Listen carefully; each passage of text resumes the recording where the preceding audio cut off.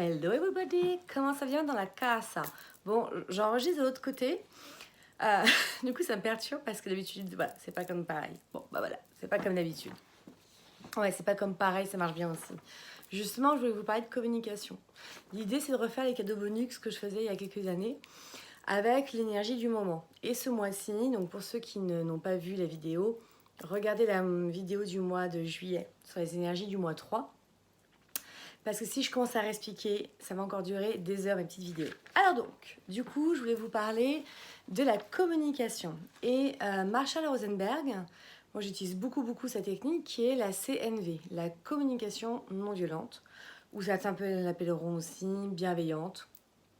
Et moi en formation, on avait parlé aussi de la communication profonde. Voilà, il y a différents types de communication. J'ai essayé de vous donner pas mal d'astuces. Ouais. Pourquoi? Parce que justement, ce mois-ci, on est challengé par ça. Et comme on est en année 5 d'évolution, de liberté et de plaisir, mais surtout d'adaptabilité, d'expérimenter, donc ce mois-ci, potentiellement, on peut évoluer. En effet, sur notre communication, on peut grandir. Ouais, c'est ça, ouais. On peut vraiment avoir une communication peut-être plus adaptée, où on parle avec plus de liberté. Enfin, vous voyez? Bon, toujours pareil, hein, chacun ramène ce qu'il veut et comme il veut. Du coup, je vais vous montrer mon petit schéma. Alors, je ne sais pas si vous allez bien le voir. Voilà. Ah bah super. Il est à l'envers. Ouais, c'est mieux. On va commencer par le commencement. Donc, c'est un schéma avec plein d'étapes. Non, voilà, plein d'étapes. Ok. Que je vous mettrai en fond d'écran. D'accord.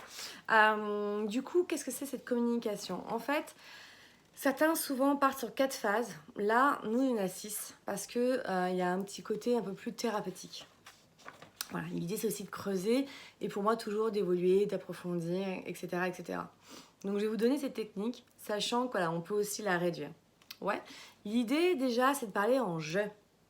Je parle de moi. J'arrête de parler de l'autre parce que le tu, il tue. Tu fais ci, tu fais ça. On se sent tout de suite attaqué. Moi, personnellement, je me sens attaquée, j'ai plutôt envie de répondre. Donc déjà, on va parler en je, parce que je ne suis pas à la place de l'autre. Je ne peux pas savoir. Je sais que je ne sais pas. Vous voyez, ça c'est une base. Même à l'intérieur de soi, on n'est pas toujours au clair de ce qui se passe à l'intérieur. Ouais. Donc je sais que je ne sais pas. Donc je parle pour moi, en je. Et surtout, j'essaie de rester, la première étape, c'est de nommer la situation. Donc on appelle ça d'observer les faits.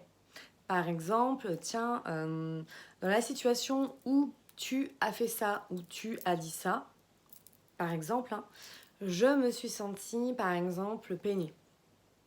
Voilà, comme on dit sur le moi aussi, la joie, on va aller sur la tristesse. Je me suis sentie peinée. Ok. Et je me sens toujours encore un peu peinée. Par exemple.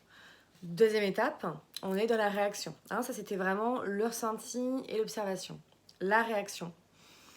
Dans cette situation, quand je me sens peinée comme ça, soit on peut pas passer j'ai réagi, ou même encore, quand ça arrive, je fais du boudin par exemple, ou je fais la gueule, ou je pleure, ou je sais pas, hein, ou je me noie dans le pot de glace.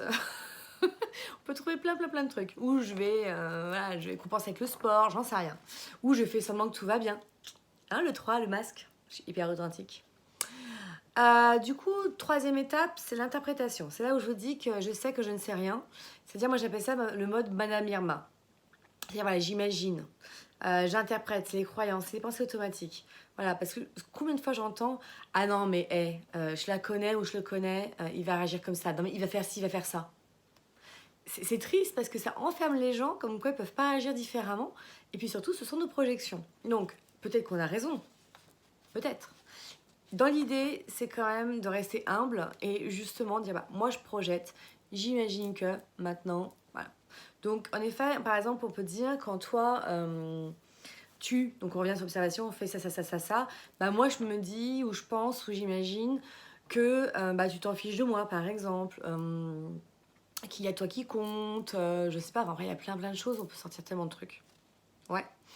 Bon, après, on peut aller aussi dans le plus trash. T'es un gros con, un connard, un enculé. Bip! Cette vidéo n'est pas pour les enfants. Ou par exemple, on peut faire aussi, c'est comme si Je sais pas, ouais, c'était toutes des petites phrases comme ça, où quand je me trouve dans une telle situation, mon idée est que tu vas m'abandonner, que... Non, là, on avance déjà un petit peu. Mais vraiment, cette phase-là, elle est hyper importante parce que ce sont toutes vos croyances. Et quand on grandit, on va aussi travailler ses croyances erronées, ses croyances sociétales, éducatives, personnelles, transgénérationnelles et tout est quanté. Et c'est super intéressant. Moi, j'adore cette étape parce que des fois, je m'entends, je fais ah ouais, putain, pas mal la croyance. Vous voyez, si on rationalise trop vite, bah quelque part, on perd de ça.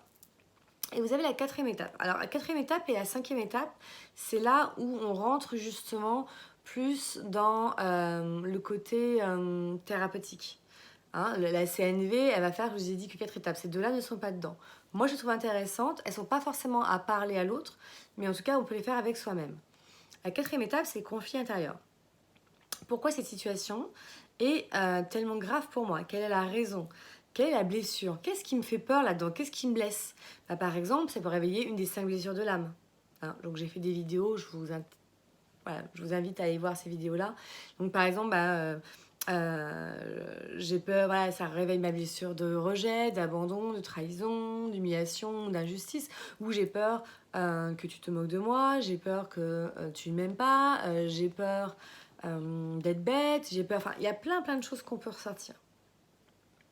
Je donne des exemples, mais franchement, bon, après je fasse avec un exemple peut-être précis. Et puis après, il y a le lien avec l'histoire. Parce qu'en général, quand je dis souvent à mes patients, on a une blessure ici, et ce n'est pas la personne en face qui crée la blessure, elle va la réactiver, elle va appuyer dessus. D'accord? Ça veut dire que la blessure, elle existe déjà depuis un petit moment. Alors, vous avez des personnes qui sont super douées pour réactiver les blessures, et c'est fait pour. Mais notamment, c'est intéressant, c'est d'aller voir voilà, avec qui en fait. À quel moment j'ai déjà ressenti ça dans mon histoire, la racine en fait de cette blessure. Le père, la mère, les frères, les sœurs, l'école, les grands-parents, les amis, etc. Parce que du coup, ça permet déjà de défocaliser sur la personne, de se responsabiliser sur son lien d'histoire et d'être aussi justement de minimiser en fait. Dire voilà, c'est pas l'autre qui me fait mal, c'est pas l'autre qui. Vous savez, moi, des fois, j'ai des séances où j'entends que elle, il. Et là, je me dis, il est où le je? La responsabilité. La situation est telle qu'elle est. C'est pour ça que la première étape, c'est ça. Et après, comment je la ressens, comment je réagis, comment j'imagine, comment j'interprète mon besoin. Vous voyez? Et c'est pas être égoïste ou égocentrique, au contraire. Je pense que plus on est proche de soi, plus on est avec soi, plus on est centré et aligné, et plus on peut s'ouvrir à l'autre au final. Donc ça, c'est la cinquième étape. Donc ces deux étapes-là, je vous dis, vous pouvez la dire à la personne en face. Maintenant, c'est aussi votre jardin secret. Si vous voulez, vous la gardez pour vous. Mais c'est intéressant quand même d'aller voir un petit peu. Et puis après, la sixième étape qui est importante, c'est la demande par rapport aux besoins. Donc, moi, j'ai deux étapes. Il y a la première étape, c'est d'abord, en effet, je réponds à mon besoin. Je suis autonome. Justement, je n'exige pas que l'autre réponde à mon besoin. Donc, par exemple, on peut se dire, dans cette situation, j'ai besoin, par exemple, d'être rassurée. Imaginons, hein, ok? Du coup, l'idée, c'est d'aller voir le moyen, la ressource. Quel est mon moyen, ma ressource pour répondre à ce besoin? Comment je peux être rassurée, en fait? Ouais. Par exemple, je peux demander plus d'indications, plus d'informations, ou je m'auto-rassure, je me rappelle toutes les expériences que j'ai vécues avant, tout ce que je sais faire, je vais voir, enfin, il y a plein d'idées. Deuxième étape, les besoins. On peut aussi demander donc du coup à l'autre, une fois qu'on a d'abord commencé par soi.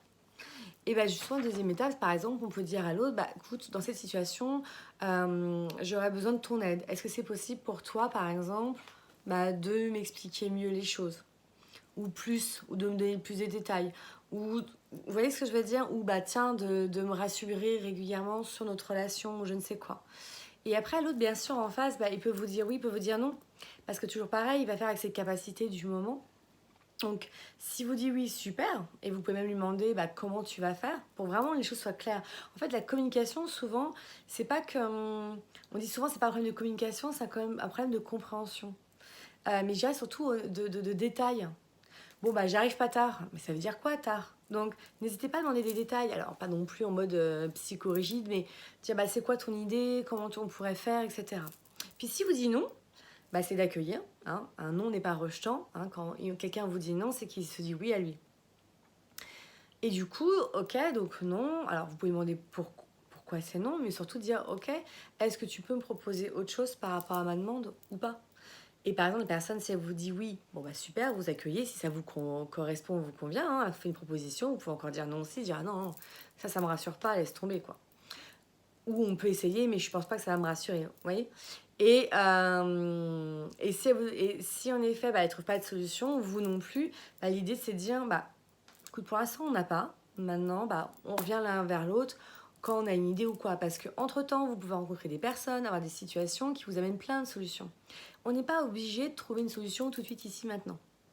Et ça aussi, c'est plutôt important, pour moi en tout cas. Donc il y a ça. Voilà. Et là, vous avez fait tout le tour. Ah mais j'ai plein de notifications, c'est pénible. Voilà. Et en plus, du coup, je vous dis, ma caméra, elle est pas au bon endroit, donc je sais pas où regarder. Je vais faire camignon, là, les yeux comme ça à un moment donné. Donc ça, c'est toutes les étapes. Donc dans les étapes, ce qui est intéressant, c'est que vous puissiez toutes les faire. Ou sinon, carrément, si on va vraiment dans le côté communication pure et dure, vous pouvez aussi faire chaque étape et demander à l'autre, qu'est-ce que tu as compris dans ce que je t'ai dit? Et l'autre va vous répéter, si j'ai bien compris, quand je pars comme ça sans te prévenir, par exemple, j'en sais rien, tu te sens peiné et ça continue. Et du coup, tu fais ci, vous voyez? Voilà, pour être sûr qu'on se comprend. Par exemple aussi, quand quelqu'un vous parle d'un sujet qui vous n'êtes pas en accord, vous sentez que vous êtes plutôt même dans le... Ah, il n'y a pas de camp, mais vous êtes plutôt dans la dynamique inverse. Ce qui peut être, et c'est pas faux cul, hein. Moi je prenais pour quelque chose de faux cul, c'est point de vue intéressant. Parce que le point de vue intéressant, ça veut pas dire que vous êtes d'accord, ça veut juste dire qu'en effet, ce que vous dit l'autre personne est intéressant. Et en plus, je vous dirais que c'est ce qui est le plus riche quand les personnes ne sont pas d'accord, parce que ça vous permet de sortir vos zones de confort, de vos croyances, etc. Pas pour croire une autre réalité, pas pour dire l'autre a la vérité ou j'ai la vérité, mais juste de dire, ok, ça m'intéresse pour que moi j'évolue aussi et de voir tous les points de vue. En fait, on est là-dedans. Hein. Quand je vous disais de Madame Irma, c'est vraiment ça. C'est tu as ta réalité, j'ai ma réalité, nous avons notre propre réalité. Personne ne peut vous juger par rapport à ce que vous ressentez. Vous êtes qui vous êtes. J'ai plein. C'est pénible. C'est à chaque fois que je fais mes vidéos, c'est le moment où tout le monde vient communiquer. Alors en plus, on parle de communication. C'est quoi ce bordel? Donc, ce qui est important, pour moi, vraiment, c'est d'être authentique dans vos besoins, vos émotions. Sauf que souvent, on est quand même un peu handicapé de l'émotionnel. Notamment, moi, en séance, par exemple, comment je demande comment vous sentez. Ah, ça va. Alors, le ça va, je crois que je ne supporte plus, ça va. Et je suis la première à l'utiliser, hein, mais je ne le supporte plus. Et donc, je dis d'accord. Donc, je vous pose une question, vous ne me répondez pas. Je dis, bah si, je me sens, ça va, c'est... Non. Quand on pose une question, en général, on reprend la question. Comment te sens-tu? Je me sens. Vous voyez? Et du coup, je me sens ça va, ça marche pas. Donc, voilà, ce qui est intéressant souvent, c'est qu'on est quand même pauvre, je trouve, en lexique émotionnel. Des fois, on sait même pas comment quoi ou qu'est-ce.